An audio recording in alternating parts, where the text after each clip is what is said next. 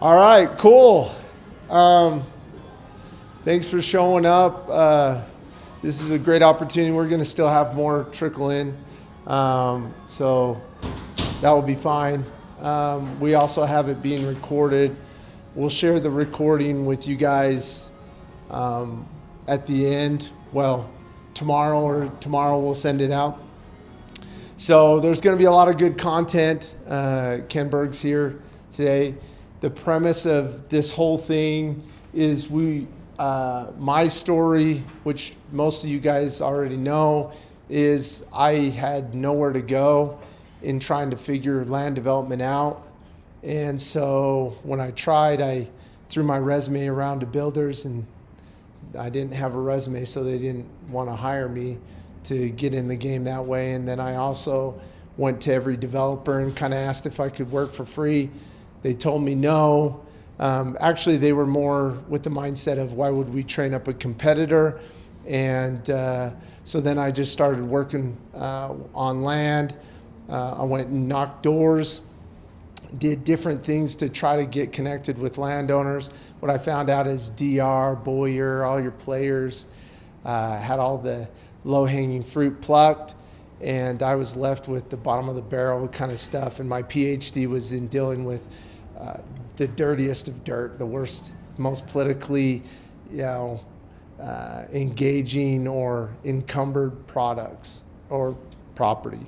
So that's what I started with. So here we are today. Fast forward, I committed to because it was so hard for me to get in. It became kind of like a spiritual journey for me, and I committed. And I'm going to be transparent and vulnerable. And so on my side, take it for what it's worth. On your end, use your dictionary. I'm going to use mine. I told God that I would make sure that if there were people out there that needed a hand in to find their way into land development, I would make sure that I taught them or gave them a pathway to success that way. So that's what we've done here is we've had a lot of success in land development and still have a lot of success there. And I've done a lot to try to figure out ways for others to be able to get into the land development space and find success for themselves as well. It's blessed my family, so I'm looking to try to find ways to help you guys bless yours.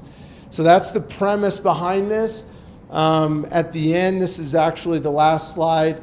Kaysen, he's there in the back. He was the one that was checking you all in. And there's so many different ways we can help you between tools and assets that we have. We actually even have a technology that we've dubbed NAXA that makes the finding of land a lot easier and way better than anything that I've seen. And so we can help that way. We also have a fund. So we fund deals and do different stuff. So if you guys need money, if you guys need expertise, if you need mentoring, if you need teaching, training, whatever you need, we're available to help and support you in your journey. So that's what this class is actually about. We do it every first Wednesday of every month. And our next one, I believe, is December 3rd, if I'm getting my dates right. And Jeff War, raise your hand. He's here. He used to be the attorney for PEG for a number of years. He also is now working for Amplio and with Amplio and doing receiverships and different things like that. So he's next month. He's going to talk to all the legal side of the contracts and how to tie up land or secure land and the process so that you have time and you have the right clauses in place within your contract. And so he's going to talk to all that next month. I'm excited to hear that. So we're going to continue to do this and just feed content to you guys. Our premise is to get you all, if you keep showing up, to a perfect understanding of what land development is all about and how to go and do it yourself. And so hopefully you guys can sign up for next month, or also schedule a time with Kaysen to talk about any project or whatever it is that you guys are doing. and how we might be able to serve and bless you in helping you through your development journey. Now, Ken Berg, he's in the back, also, I told Amy here that I would introduce her. We have a real estate brokerage as well. So she is the CEO over all things McClary Real Estate. So she's here in the front. And if you guys need help on the real estate side of it, she can help out. So anyways, that's Amy. Ken Berg, it's his day, it's his time. He's a talent and been such a huge blessing in my life personally. I've always gone to him with a lot of different questions, and because I know he knows his stuff, and I know he knows what he's doing, and I know he does it with the right spirit and light. And so that matters to me, and hopefully that matters to the industry. So because of that, I'm not going into too much details. He does tons of big development. He's done small stuff. He's done it all. He's super busy. But at some point, you're going to run into a scenario if you're trying to do this where you need a right hand or a help in the engineering game. He's the best in the industry per my opinion, and I've done a lot of work with a lot of different engineers. So Ken Berg, come on up, and I think we're just going to kick you to the front of your thing. Let you introduce yourself, my man. Thanks, Steve. Appreciate it. Okay, let me let my head shrink a little bit from Steve's introduction. Again, my name is Ken Berg. My company is called Berg Civil Engineering. Engineers, we like to keep things simple. That's what I do. I have a land development firm. I have been in business for 20 plus years. I design residential subdivisions, commercial sites, schools, all the things that require a civil stamp to gain entitlements from the cities. That's what I do. My father was a landscape architect, but he had his degree in land planning and urban design. And my father never drew a tree in his life. As a landscape architect, he was more in the land planning. And so growing up, getting involved with him, he always told me, never design a square detention basin, make it look good. But he re-emphasized and taught me as an engineer how to read and understand the city codes. And so these first part of my slides, I would like to just go through the right vocabulary and show you the initial process that I take on every single project. This is the information that I gather to start making decisions about any parcel or project that is brought to me. And sometimes when we go through this process, we realize, oh, this parcel's a stinker, and this is why. And we're able to exclude that one early on in the game, or we're like, hey, this one makes sense. We can do these things. So I would like to just set that vocabulary and the nomenclature so you guys understand and we can have a conversation. And then if you guys have projects or think about development or want to get something approved through the city, you have to come find me or someone like me to get it approved through the city. So somewhere along your path, you're going to have to find a civil engineer. And so today, after we go through these things, I have a made up development process. But if one of you has a project that you're thinking about, let's just run through this scenario together or ask questions. Steve calls me all the time. I'm working on another project and he's asking me questions, and it'll almost be a game. We can see if we can stump. I've already talked enough about myself, but today we want to talk about understanding what a general plan is. And probably the easiest thing to think about is every individual city that you work in is its own kingdom and its own castle. And what works in Kingdom A does not work in Kingdom B because their rules are different. And you need to understand their rules and how to operate within those. So every city has their own general plan, has their own zoning code, has their own entitlement process, and has their own way of dealing with public hearings. Okay, so we're going to talk about that. We're going to talk about what the best practices are to work effectively with city planners, city engineers, and other public utilities, how to coordinate with the local governments, service districts, state agencies, federal agencies, depending on the complexity of the project that you have, so that you understand, oh, this timeline, if I've got to work with FEMA or the Army Corps of Engineers, that just lengthens out the process, just due to complexity.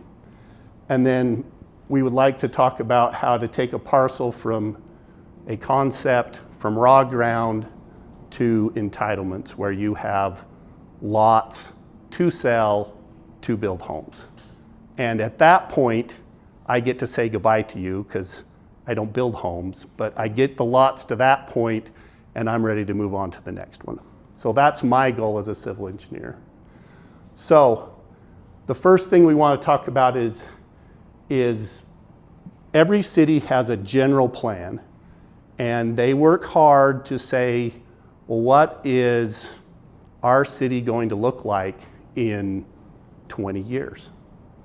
And as part of that general plan, they say, oh, well, we want this area of our town to be commercial, and adjacent, we want it to be high density and medium density and low density, and they pick out these general areas or bubbles that they want to have.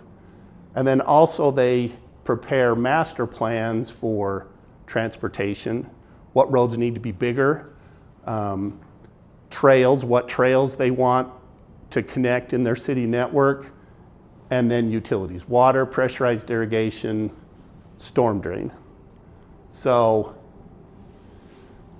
this is a general plan for a city, and they continually update them. But if you're looking at a parcel of land, the first thing that you should check, well, the first thing most people check is, well, what zone is it in? Okay.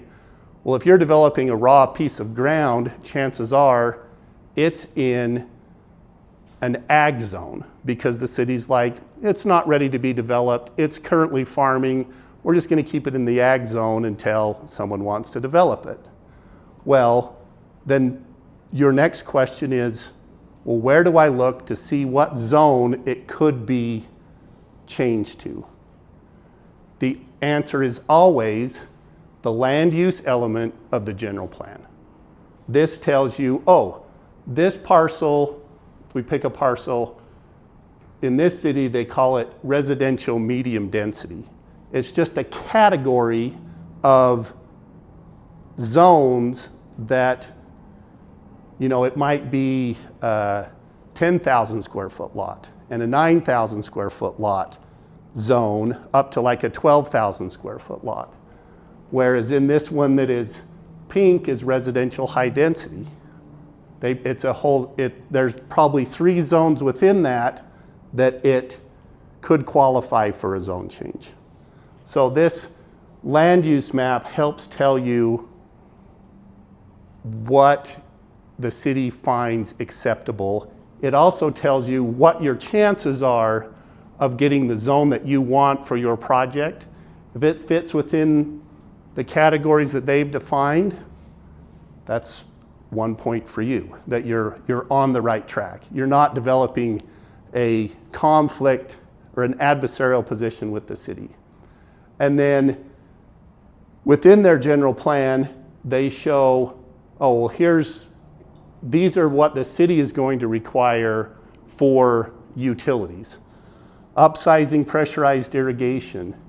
You might find this perfect parcel on a hillside, but if you look at their master plan, you've got to build a water tank.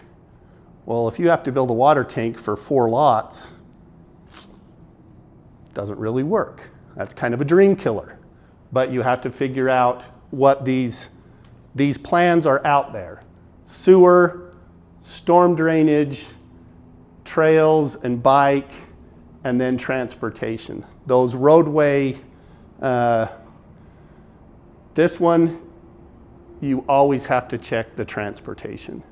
Because if you have a parcel, the city's like, oh, well, we need a 84-foot wide arterial collector road through your parcel, that affects how I can design your subdivision. And if it's on the transportation master plan, the city's like, we have the right to work with you to get it. It doesn't mean it has to be exactly as they show it. Again, all of these are general plans, but it needs to be in that general vicinity. So that's when we talk about general plans and land use maps. That's the first thing that we always check. The next thing we check is zoning, and we'll talk about zoning laws and, oh, well, I need to change my current parcel from an ag or from whatever the current zoning is, I want to change it to something else. We'll talk about that process. Or you maybe have a commercial user that you're trying to develop a site for them, but in their current commercial code, the use of that business isn't listed. Or the parking requirement for that type of business that wants to go in there is not listed in the city. You can make changes to the zoning law within each city. So as you can see, this is the same land use map, very general, and then you go to the actual zoning and they call out each zone has their different color and different parcel. And so this goes from, well, this is what we want the city to look like, to the zoning map establishes the rules that are attached to your parcel. And kind of a rule of thumb of if, let's say you had a parcel here in the yellow that you wanted to change from R1 9,000 to R2 7,500. Won't bore you with what those mean, but they have different rules. They have different things that you have to work through. If I were to pick this parcel in the middle of this yellow and say I want to change the zone, the chances of you getting the zone changed is really low. The city looks at, well, what's the neighbors, what works well. They like to keep the zones together. And so you may be able to change lots that are adjacent, that are touching a similar zone if the areas match up with their land use and the zoning that you propose. Does that make sense? Does anybody have a question about zoning? Okay. So once we've figured out the general plan, the zoning, then we can talk about, well, we still think we got a project. Now what's the next step?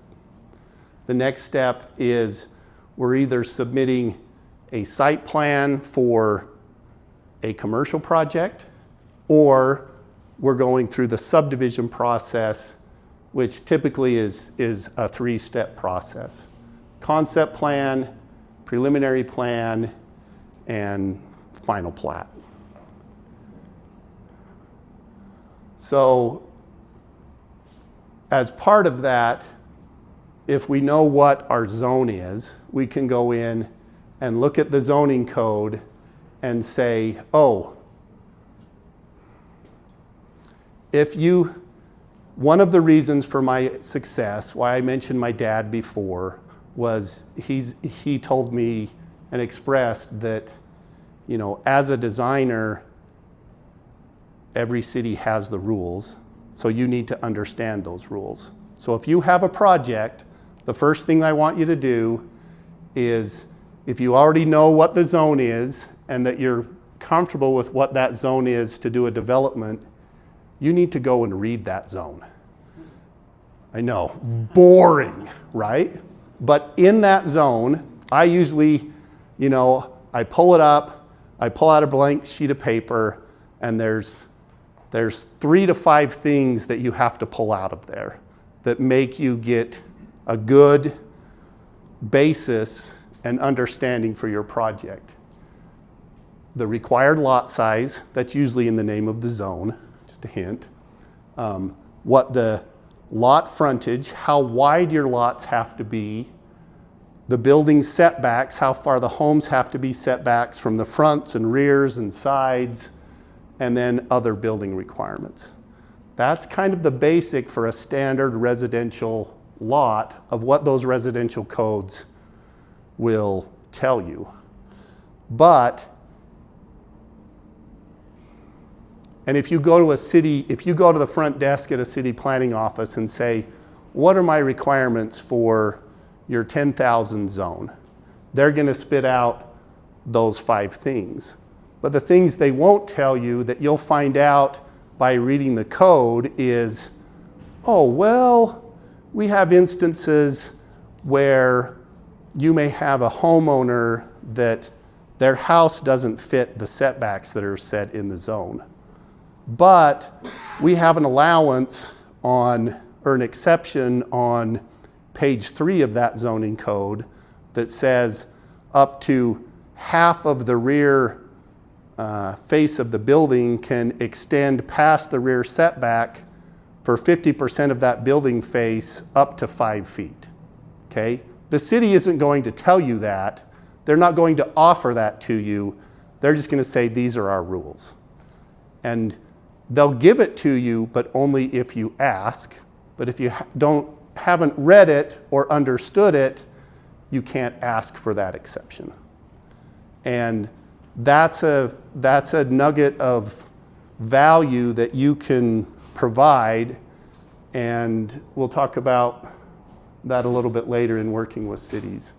Sorry, in commercial zones, the zoning code that you will read, you're looking for something entirely different.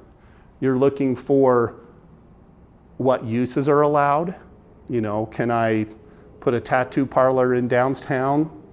Some cities say yes, other cities say no. Again, they set the rules.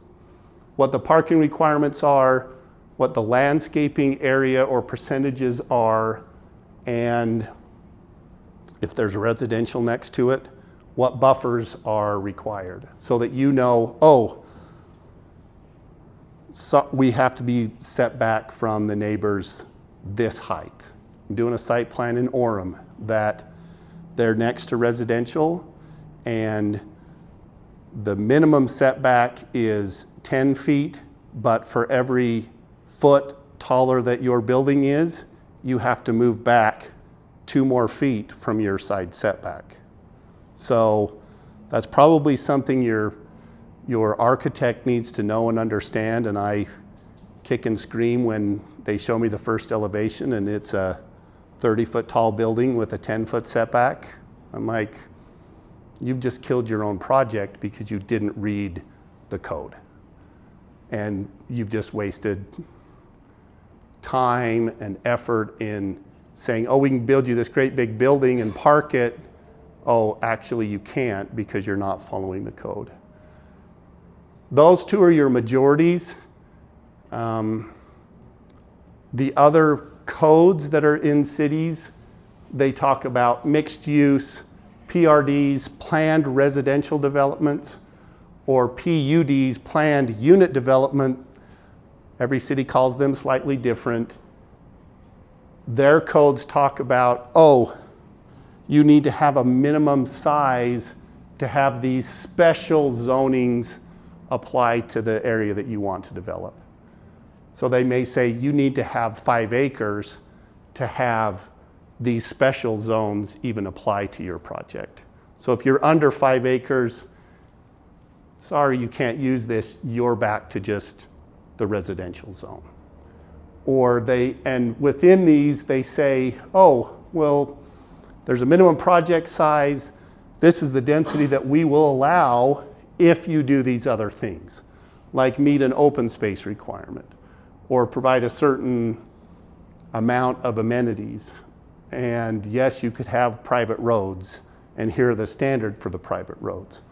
All of those things will help you understand the project, and also if you understand the project, it helps your civil engineer or land planner get you a correct layout to be able to say, oh, we're meeting all those requirements. So you can ask them, oh, well, are we meeting the open space requirement? And they're like, well, we're close, or this is how we're meeting it. So we've got a project. The engineers worked for a month or two. We're ready to submit to the city. And as part of developing that process, there's some best practices that I've found in the 25 years I've been doing this is the planning staff, the city's civil engineer, and administration, their job is just to administrate the codes that you've just reviewed and understood, or trying to understand. So the first thing, they're more than happy to geek out and talk about their code because they don't get to change it. That's city council's job, but they have to make sure it's followed. So they're more than happy to meet with you early on in the project to say, hey, I've read this. If you walk into a meeting and say, hey, I've read in your R1 9000 code that I have to have these dimensions, and I'm wondering, because I've got this triangular shaped parcel, what are my rules? You know, and they might come back and say, oh, well, the code says that you need 90 feet of frontage, but in section 47 in the supplemental regulations, it says, well, on a cul-de-sac or weird shaped parcels, you only need to have 35 feet of frontage at the road as long as you have the 90 feet at the building setback. So 30 feet back, you can have the 90. So in your initial layout when you thought, oh, I'm only gonna get 2 lots here, well, if you ask the right questions, they're like, no, this is how we measure it. And those 2 lots that were in a 9,000 square foot zone that are a half acre, you now have 3 lots because you've understood the code and what is allowed you to do. Understand each city's, they usually have a flow chart that says, if you submit by this date, we're gonna take 2 weeks to review your plans. We'll issue back out comments. This is how we want you to respond to those comments, and then you resubmit. We have up to 3 or 5, every city's different, of how many times we will review your product, your submittals, and then we'll either pass it along to Planning Commission, or it's approved through staff, or you've done such a poor job, we're just going to deny your application and make you resubmit and pay more fees because you weren't listening to us. The city staff, again, like I said, they only administrate the existing rules. So you can ask You can ask, are there any variances or special sections of the code that'll give me some flexibility if you have a unique situation? They won't change it because that's not their job. They can't say, oh, well, the neighbor next to me did it. Well, the neighbor next to you probably did it 20 years ago when the code was different. They can only look at the code right now and their interpretation of the code. So if you're an owner or a real estate agent, you know, how can you help the civil engineer? Okay. So one of the things that is helpful is, well, tell me what the market is. What size of lots do you need? That may help us pick the zone that we want to, or more importantly, the zone may say, hey, you can have 60 feet of frontage. Well, as the engineer, I'm like, great. Every lot in my subdivision has what? 60 feet of frontage. But if you come to me and say, we understand the market, and if I have some lots that are 64 feet, we have some building plans that allow us to get a 3-car garage in those.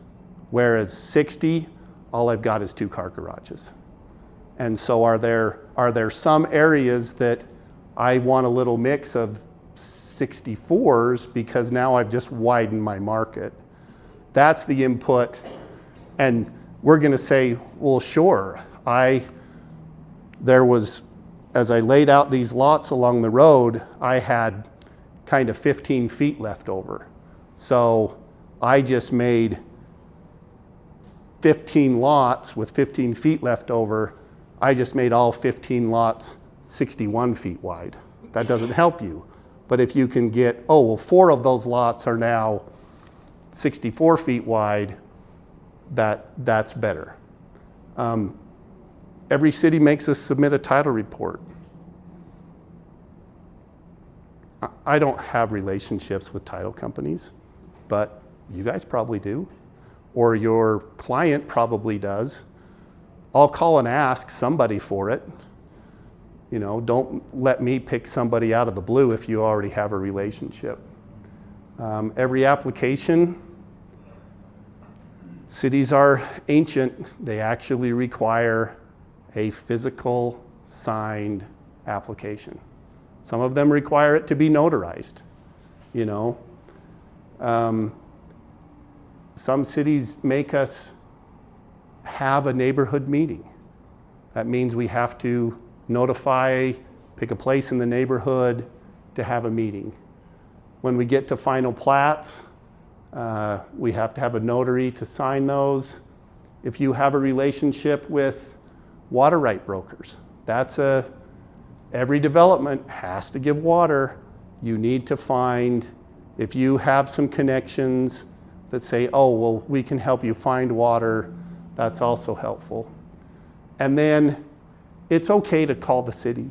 It's great if you work on building a relationship with the city staff. That could also just mean the city planning secretary, who's the lady up front, that will call you if your submittal's missing something instead of just reject it. Or will call you to say, oh, we're racing really hard to get you this approval. I'm missing one thing. Are you okay if we give it to you on Monday? Because it's Thursday at 5 o'clock and they don't work on Fridays. And you can say, sure, knowing that I call it political capital, that I'm going to have that same scenario. It's now I have to submit on Monday. It's 5:30. My plotter just blew up and I've got to turn it in by 6. Or I can tell them, hey, I'll have it to you first thing Tuesday morning. And they're not going to make a big deal about it because they remembered, well, I just did the same thing to him 2 weeks ago. But you establish that working relationship. And those can come a long way. Okay, what's not the best practices? What shouldn't you do? You have a project, you know that, well, it's down by Utah Lake, so it probably has wetlands. The American Fork River runs through it, so there's probably, and we're building within 30 feet of the river. That's the state of Utah's rule, that if your lot is within 30 feet of the river, even if you don't change it, you need one of these to notify the state that you're just in proximity of the river. If you're within a floodplain, you want to add fill. All of those take a long time for approval. And if you turn a blind eye saying, oh, the city won't catch it, the city always catches it, because that's their job, is to say, oh, we need to check off these things. So start early, and I may call the Corps of Engineers every month to see where the project is. But you can call them weekly to see where it is in their approval process. If you call weekly, yours will float to the top, because I'm only calling monthly to find it. Don't delay soil testing or say, oh, well, I got a proposal back and they said they needed to do all these things, but I talked them into doing just the bare minimum. Chances are we're going to, especially on commercial sites, if they allow me to do a sump where I just collect the water into a manhole that just infiltrates into the ground, the initial geotech didn't have an infiltration test. Well, I can't design a sump without an infiltration test that the city approves, so I'm calling you up saying, I need something else from the geotech. And then they have to go out and do more. But when it's first started out, we don't know if the soil has the capacity to do sumps to be able to soak into the ground. But it's hard to do after, but if you understand that all a perk test is once they have the hole dug and they've taken the samples, they dig a hole about this big and about this deep, and they fill it full of water. They eat their lunch. They measure how far the water's gone down. They fill it back up with water. They eat a snack, and they see how much far the water's gone down, and then they do their calculations. So while they're there, it's not a big deal. But if they have to go back and do that again, it kind of is a big deal. Boundaries. If you're looking at an old historic parcel, chances are there's gaps, there's overlaps, and there's problems on title. Again, we talked about a title company. Your surveyor will tell you what he thinks the boundary should be. That doesn't mean he's fixed the boundary. So when we get to final plat, trying to record a plat at Utah County or Salt Lake County to create your lots, if you have boundary issues and you haven't addressed them with boundary line agreements, it sits at the county unrecorded. I have a plat at Utah County for a project in Alpine that has sat there for 2.5 years. And I can't do anything about it. And everybody knows how to fix it, but they just can't seem to fix it. So it happens. It happens to the best of us. But if you're aware up front, it works. You can avoid those things. Delay contracting with dry utilities. As a civil engineer getting something approved through the city, I design sewer lines, water lines, PI, storm drain, roads. The easements that power, phone, gas, and fiber go in, but they don't let me design those. They are their own kingdom.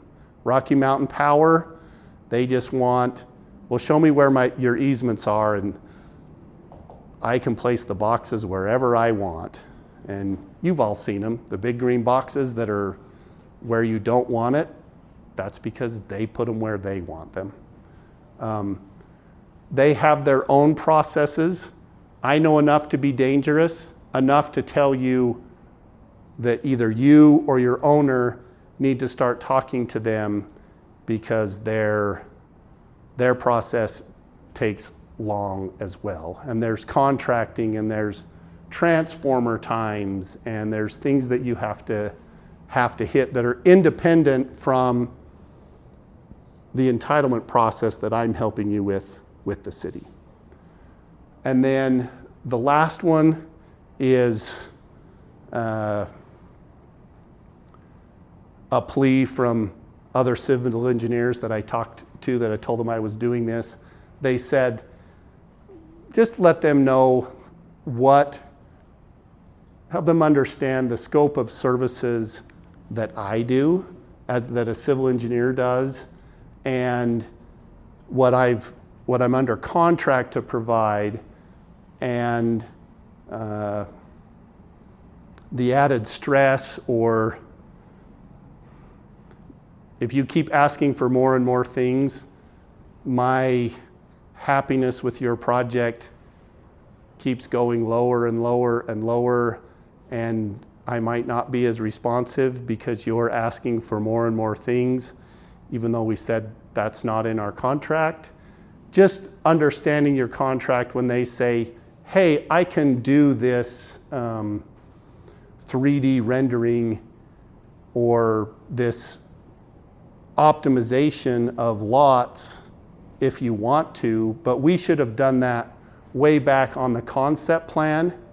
We're way over here 2 days from recording the final plat. You know, your time to ask that was 3 months ago. But if you want to do it, I can give you a proposal to start over, or we can make those changes. But just to have that open communication is helpful. So those are the rules. So if anybody has any questions, I'm happy to answer them. If anybody has a project, we'll walk through it based on what I just presented, or I'm open to anything. So the project is flat land, about 52 home sites, quarter acre each. How much in general would your services cost to get that platted to the point where we can take it to a city for approval? So, you know, if someone calls me up on the phone and says just that, first thing I ask is, what city is it in? Because again, it goes back to every city is their own kingdom, and some cities very detailed in what submittals need to be made. Other cities, not so much. So there's kind of a sliding scale, but if you're like, hey, I just need a budgetary number, you know, I don't want you to go through the full proposal. I don't even have to look at your plan. I can say to do civil engineering and the survey associated with it, the civil engineering is going to be between $1,200 to $1,500 per lot, and the survey is about $500 per lot to do the boundary survey and construction staking. So grand total on the civil surveying side, a budgetary number, $1,800 to $2,000 a lot to get it to a recordable, I'm paper lot, I'm selling lot status.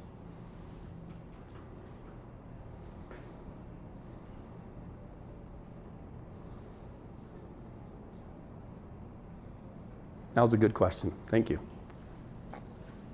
So I got a ton because Ken's a homie of mine. and we've done a lot of stuff together. And I would take the opportunity truly right now to think in your mind of things that you guys have encountered in the past and inquisitively ask them a question. So I made a list of stuff on my end as we were going through, because I just wanted to highlight a few things that were surprises to me as I was trying to learn the game. One was, and I call it a game because it truly is. There's an art to it, and people a lot of times fumble within the art and they don't do it right, which causes a lot of issues. And the interesting thing that you're going to find, the people that you think know what they're doing, Ken, Berg, right, in life, the people we think we know, you would think that have all the money in the world and have all the ducks in a row, you would think they should know what they're doing, and they honestly don't. And so what he's talking to is the experience where they baked something out and took it out of the oven and it fell flat. And what we've done and where I made my entry point was in dealing with those individuals and those people. They were the ones that spent a lot of unnecessary money to do it, but to find out that they did it absolutely incorrectly. And then that's a painful experience because you're having to do the process 2 or 3 times over, okay?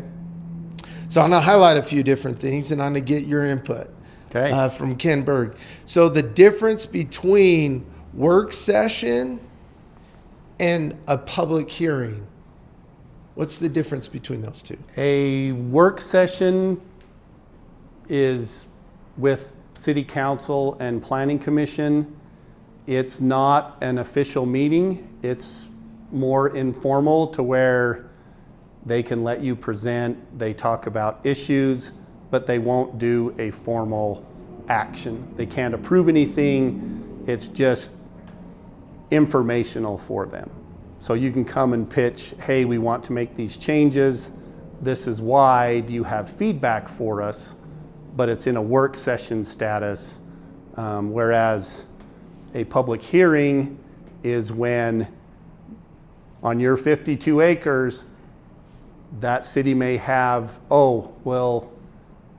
as part of our development approval process at the Planning Commission, you have to have a public hearing and you have to notify every single person within 500 feet of your property.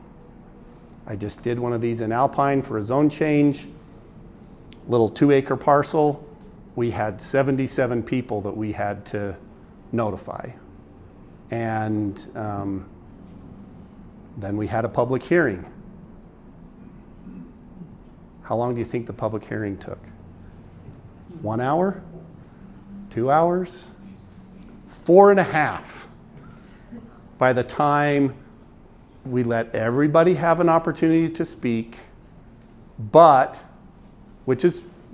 that's what our country is. They have the right to speak, but we followed the code, we met all of their requirements, the public had their opportunity to speak, and then the Planning Commission approved our zone change and our overlay, and a meeting later today on our senior housing that we're ready to build.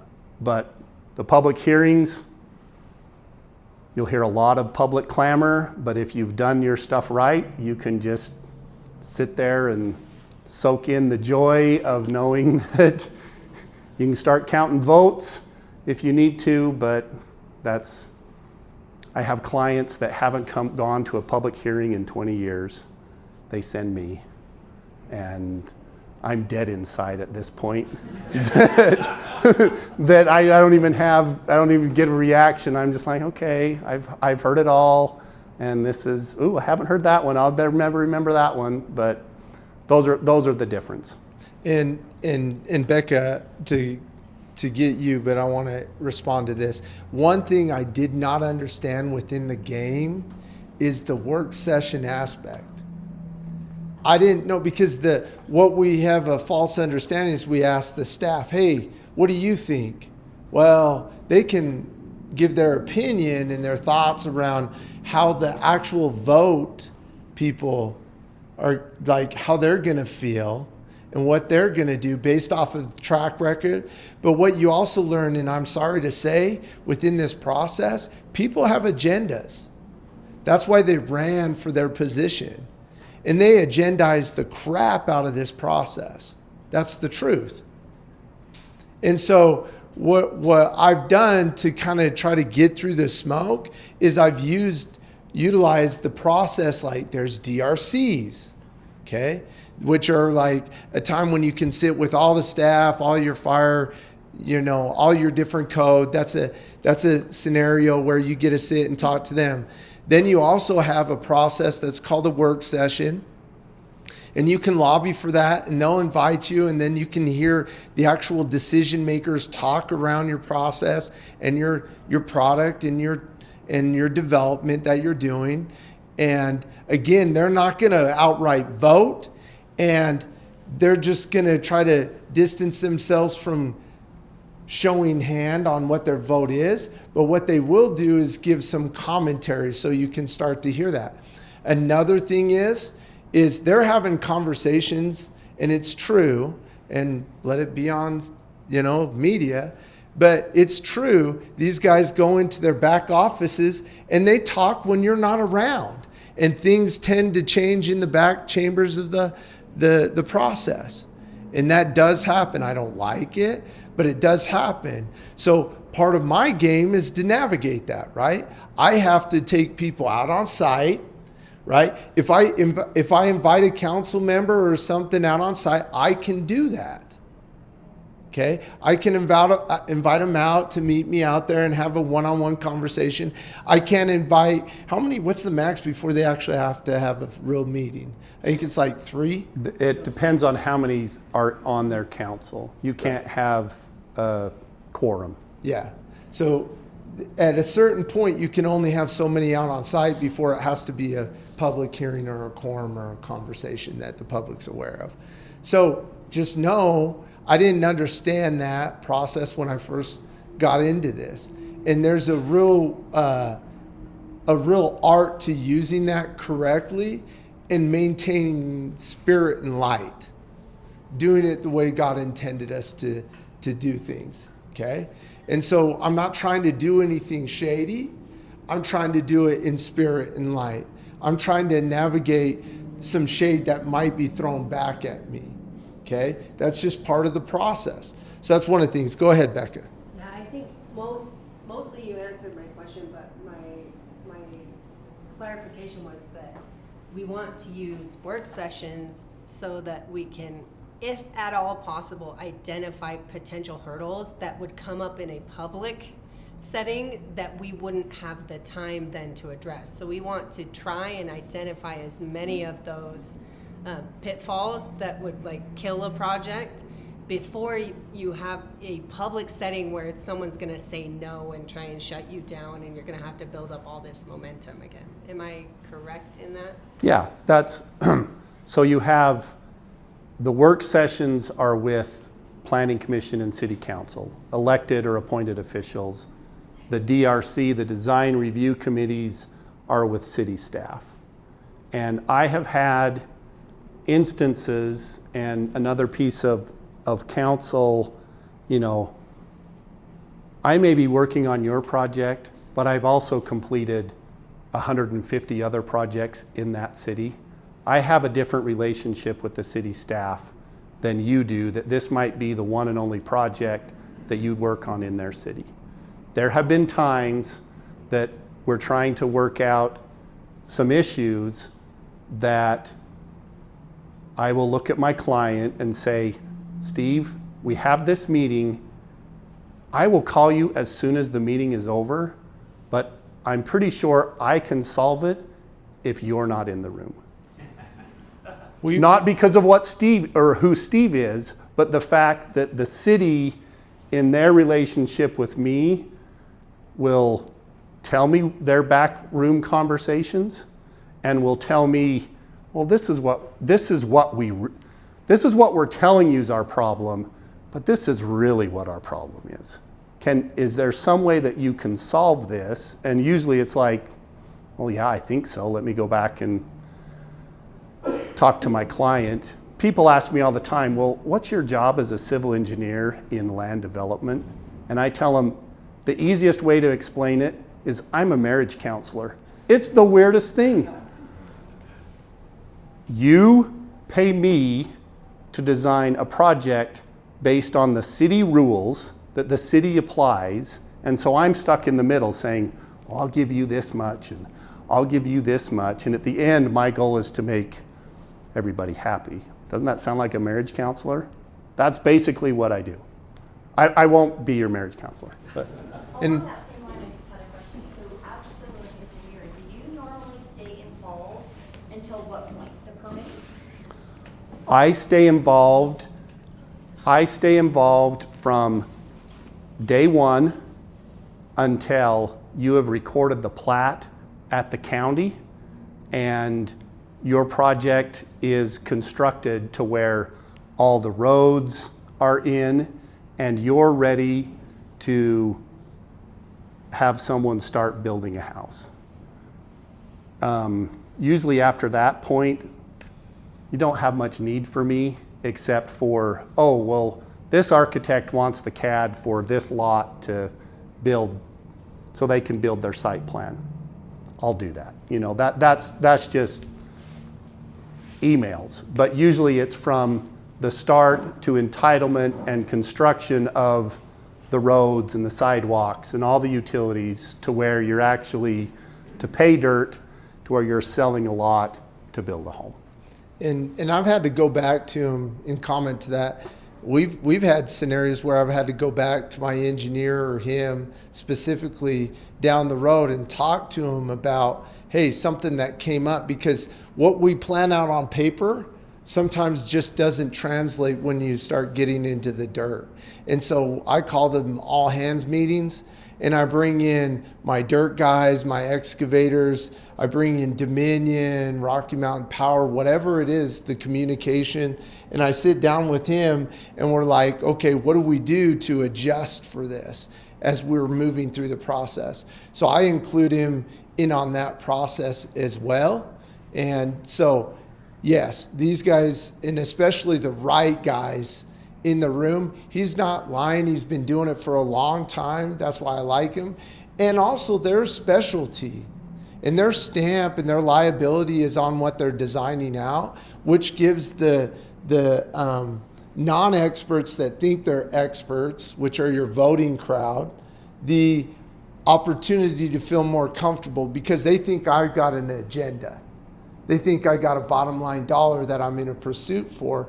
I am in a pursuit for profitability, but I'm also in a pursuit of service with the community. And sometimes the service on the community side gets lost in the practice of making sure that the development does work. And to his point, that's the marriage side of it, right? So I wanted to highlight that because that is extremely crucial to navigating the process. Another thing that he talked to a little bit was meeting submittal times and meeting schedules. So if you're off track on your timing of the process, you can run into scenarios where what they already approved lapse. So you got to make sure that you understand, hey, what, for example, just even on your application side, if I want to be on this next meeting agenda, when do I have to submit all my information for us to give you guys time to review it ahead of the meeting and still hold the meeting? So there's a time and a process and a professional practice that the city holds to, and that's what he was talking to. It's like, hey, have it in on Thursday so we can talk on Monday, right? And if you're after 5 o'clock on Thursday, all of a sudden now Monday turns into the next Monday, and it all of a sudden starts to drag. The process really starts to drag, and that's where we run into issues. The other thing is What he does has a value, but it has a value with an expiration date. And so if you get like approvals and then you don't move on those approvals in a timeline period, which is within the code, then those approvals no longer stand, and you have to go back through the same approval process, resubmit application, and guess what? Codes change.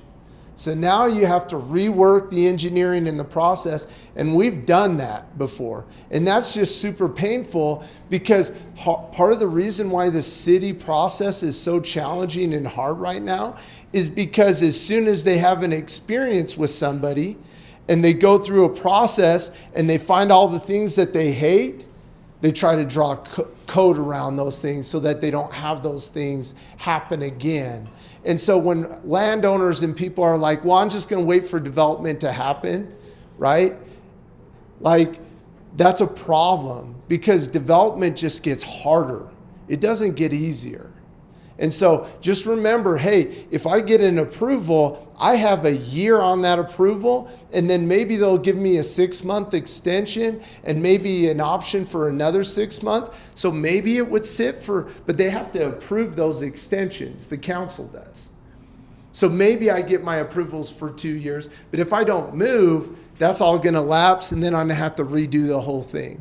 So just be aware of those things. One more thing on that. Your question.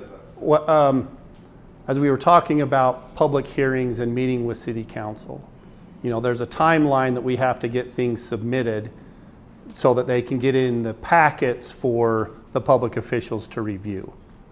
And even if you have a great idea and something that you think is going to change what they're going to approve,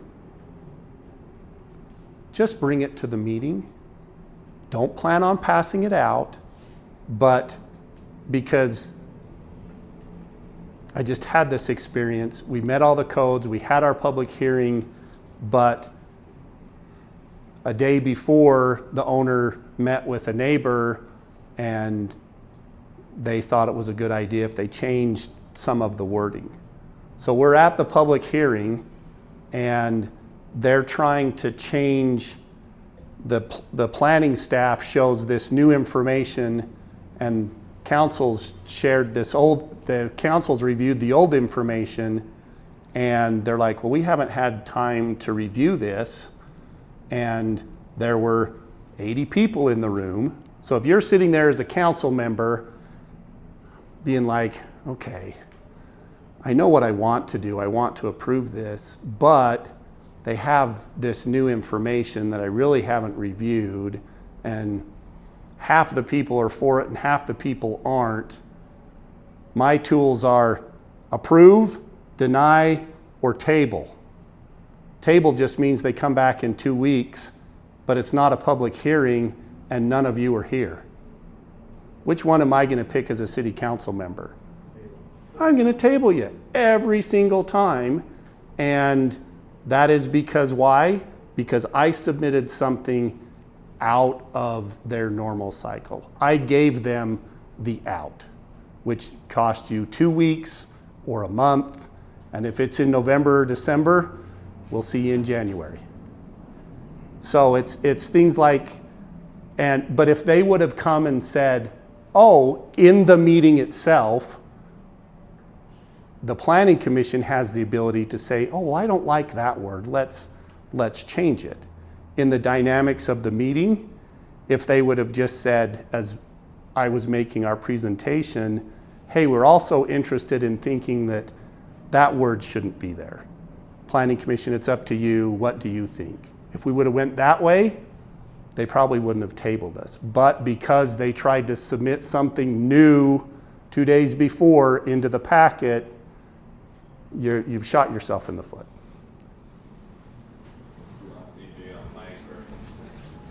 That's a great call. So oftentimes city councils delay the process. Do you generally see that there are rules or requirements for city councils to respond within a certain time and there's consequences if they don't? Or are you really just at their mercy of ongoing delays generally? No, I know it's different city to city, so. it's my job as the city engineer that it's my job to make your project meet every single zoning law.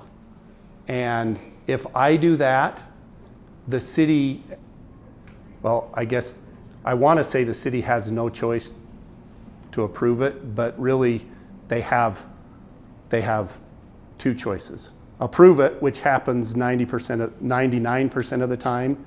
The other one is, oh, well, you've met all of our requirements, but we're just going to go to a lawsuit because we still don't like it. And That'll be next month. And that's 100% next month. Part of the conversation and why I have Jeff Warren is because cities do this. And let's be truthful. Let's be truthful about it. And I'm okay with it. Like there are good people and there's bad people in every arena you walk into. And some people find that their vote in is the most valuable vote over everybody. Okay.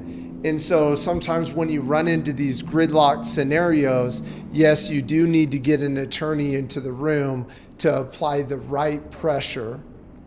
Okay. Not the wrong pressure, the right pressure. And that's also an art. And that's something that he can talk to for sure. So I just wanted to highlight to you that this is an art and it is a pathway that should be navigated on both sides with a new level of spirit and light, right? We should both be looking at it from the value of what is the service that we're providing and can we do it and make it pencil, not just financially, but like from the engineering side as well, logistically. So that was one of the things. The other thing that I wanted to highlight was rezoning. The reason it's so hard to rezone is because more times than not, when you're rezoning and you're asking for something else, they visually want to see it. And so they want to put the cart before the horse. They want to require more from you up front because they don't want to just vote on something and then not like the product and what it is that you're actually doing from a project side. So that's from my side. When you're talking about a rezone, one of the things that is challenging is they start to ask way more questions and you visually have to show some cause for what it is you're doing. And they go a lot deeper into that, especially when you're doing PUDs and PRDs and different things like that within the process. They'll require some. Another thing is geotech. What is geotech? He threw it around. It's an X-ray on soil. Just like you have an X-ray on your body, it's an X-ray on soil. It's talking to the different layers that make up the dirt. And so it says, hey, at this level, you're hitting water table, which then talks to what he has to do to engineer the site safely and cover the code as well as the public's need to be protected, right? Survey versus Alta survey, okay? He talked to the fact that we have surveys and they'll talk to lines, but they don't talk to title and the history of those lines. And sometimes when you run through title, you see this debacle of lines. The Alta survey ensures and supports and secures that, okay? So an Alta survey is something that everybody should do and not just a survey. In most cities, when you're finalizing a deal, they'll make sure that you have one or at least a title report with that survey. And so just know going into it, an Alta survey is a must-have.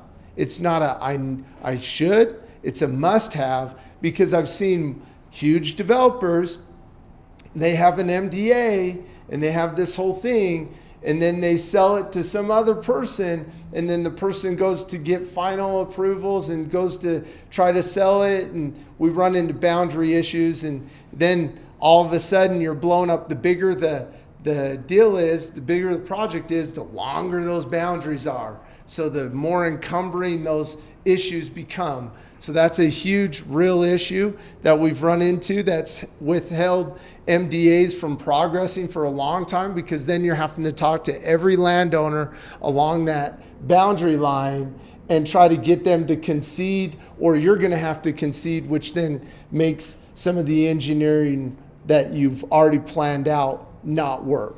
So that's an issue. And then time of doing things and the pace of doing things, I already talked to. Just make sure while you got them, get them. Don't like try to half it and try to minimize. Sometimes we look at the cost of the situation. We're like, hey, I just don't want to spend the money today. Well, just so you know, it's going to be more expensive tomorrow. And any comments to that, Ken? No, it's when I have a boomerang project, one that I've worked on yours, I've got it to a point, you've stopped, I've moved on, and for some reason it boomerangs back to me, I'm not going to be as responsive the second time initially until I've worked you back into my workflow and can right the ship and get it going. So like Steve said, while you have my attention, keep it so that I can just finish it for you. To just phases regarding that, phases in larger development projects? Yeah, like again, early on in the preliminary plan, you have to tell every city, oh, we're going to phase this. Your 52 lot, chances are, unless you're really wealthy, and even then I probably would say 52 lots all at one time, probably not a good idea. Let's give you 15 or 20, depending on the layout and meeting all the other code requirements. So we'll give them a phasing plan, and then I do the layout depending on each city, what's required for a preliminary plan approval. It'll do like master, utilities, the layout. Then I get final. I only do final on the phase that you want to construct at that time, where I go into the detail of the final plat and all the plan and profiles of the roads, so that it doesn't save you money, but it lets you to get to pay dirt earlier, to where I do this final on just the phase that you want to build, and then you tell me, I'm ready to build the next one, I'm ready to build the next one. And just as a side note, people misunderstand this. You cannot just, in the end of the day, have 52 lots and not have a phased plan, already having gone through the city approval process, and go to them and I'm only do 15. That will never work. That doesn't work. And so what you have to do, you have to, again, methodically catch them at the right time. And the thing that is not understood about phasing, a lot of times the people pushing development have a pro forma or have like a bunch of numbers on a sheet, and they're pushing those numbers out. And as you push those numbers out, they get bigger and bigger, and they're like, all right, But the problem is, the bigger your number is, the heavier the cost is, right? On interest, on your money, on development, on the whole thing. And the bigger it is, people think the longer I have to do it. No, the bigger it is, the shorter window you have to do it. Especially when you're trying to do it the old adage way, which I don't agree with, which is debt on debt. I call it debt on debt. When I have equity and I have somebody debt, so I got equity, somebody to come in with money so I could afford the debt. So now I have debt on debt. So you have two set of terms that are consuming on a big level, right? That's just not going to work. So phasing, you can submit. The cool part about phasing, just because I have 2 or 3 phases or 5 phases or 10 phases or whatever, doesn't mean I can't do all 10 at the same time. It doesn't mean I can't do 2 at the same time. But it does mean if I only have one phase, like I literally am doing everything, I can never break it up. And financially, especially as the market tips, like that is so crucial to understand. Because as the market tips, if I have phases, I'm at least only coming up with so much of the expense right now. And hopefully I can just start to see a return on that minimal investment to keep what the investors want to see, which is an IRR. Well, IRR is the science of money out and the timeline between money in and the speed in which that happens, right? So the pace and the amount in which that happens. And so phasing is crucial. That's a whole nother conversation. I would always look at, because the city requires different things from the municipal code side that will allow you to only break it up so much. But I would always advise everyone, I don't care what you think the market is, gangbusters, not gangbusters, whatever it is, I would highly advise you to break it up. And here's the cool part. The more I break it up and plan it right, the more money I actually make. Because the small guys that want to, like onesies and twosies type guys that will buy a few lots here and a few lots there, if you can get a group of them to want to work together and buy on your project, they'll actually pay more than if I had to sell it to like a Lennar or a DR or a Boyer or whatever, because they're not buying on bulk. It's like they're now paying a premium, and so now you're selling the same amount. Your absorption, or the rate at which you can sell lots, is meeting just the same, but now you're making more money. And you have more people enrolled into the process. Phasing, I'm a huge fan of. I love phasing. I cannot say enough about phasing and the value that is phasing. Just understand, it has to be done up here, right? Rightfully so. It can't be done on the back end without having to go back through some sort of the process to re-get approvals for your phasing. Anything else there? I guess the other thing is, we all acknowledge we live in Utah. There's a construction season. And so, if you're finishing up a phase in September, you're hoping to get it paved by October, you're like, okay, I'm ready for my next phase. You're looking at, well, I want to start in the spring. Well, you should be talking to the engineer saying, hey, I'm ready to do the next phase. So I can get it planned so that hopefully I match up with your construction cycle. Or if you're managing your approvals, we already may have a phase approved that's rolled up, permitted, ready to go on your bookcase, that you don't have to wait for me.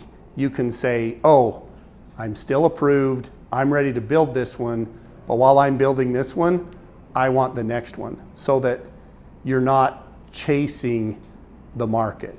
You're making the decisions. It gets really hard when we start chasing, trying to get things approved, because it's a long process. And your work, within your work contains a term that's called vesting. And if you plan it out right and you plan it all, and then you actually do a final and you start moving on that final, the rest of it gets a vesting. And so you get held to that process. So they can't go and see something wrong with your process and then reallocate a new timeline and a new code to that. So with that being said, I wanted to highlight that. Thank you for coming, guys. I wanted to highlight that because I think it's something that I was unaware of within the game of the craft of land development. So any other questions? I don't want to keep keeping you. We have pizza, right, Leland? Yeah. So we have pizza out here. I think we got like 18 pizzas, so you guys can do that. Feel free on this last thing, on the last slide here, feel free to connect with us and we can talk to you about our funds. We can talk to you about any aspect of your development needs and concerns. So schedule a time with Kaysen, please. We'd love to sit down and see how we can be of a blessing and a service to you. That's our number one goal. And then also right here, get your tickets for Jeff, who just left, but that's going to be a banger of a class because it talks to being able to navigate when the cities do play out of bounds, because they do all the time, not always intentionally, sometimes agendized, but other times it's because they just don't understand what they can and can't do. And unless you have like a Jeff War understanding and you have them in the room, you're bound and determined to get slowed up. So make sure you know how to what the city can and can't do. And that's what he's going to talk to, as well as how to protect yourself from issues of losing money and the due diligence process. So we thank you guys for showing up. We appreciated the opportunity to serve you. We hope you got a bunch of gold nuggets. Now we're going to serve you with some food. So don't leave without that. You can hurry and leave if you need to get somewhere, but make sure that you get some food. Ken, appreciate it. Thank you. Thanks for the opportunity.